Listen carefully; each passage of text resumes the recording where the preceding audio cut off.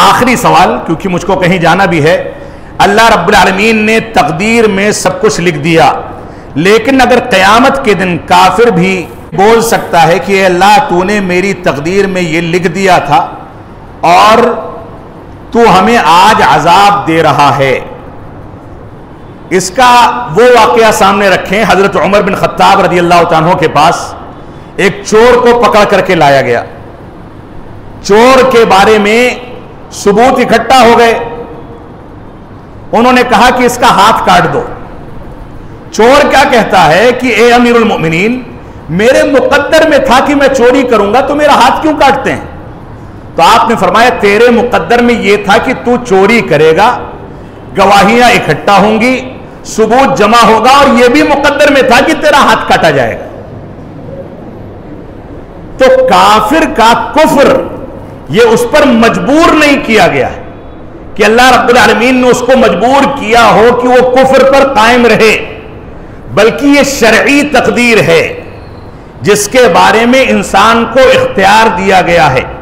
وَهَدَيْنَاهُ النَّجْدَيْنِ، ہم نے دو راستے دکھا دیے، چاہو تو ہدایت کا راستہ اپنا لو اور چاہو تو گمراہی کا راستہ۔ حق ثابت ہوتا ہے، دنیا میں پائے جانے والے ایک ایک ذرے سے رب کائنات کی وحدانیت کا ثبوت ملتا ہے۔ لہذا انسانوں کو کسی بھی مذہب سے تعلق رکھتے ہوں، ان سب کو اس بات کی دعوت ہمیشہ دی جاتی ہے کہ توحید کو اپنا لیں، کفر اور شرک کو چھوڑ دیں، ان کو یہ اختیار ہے۔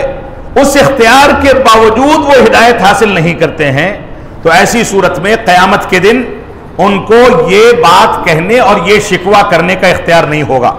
لیکن اہل سنت والجماعت کا ایک بنیادی مسئلہ ہے، اس کو سمجھ لیں۔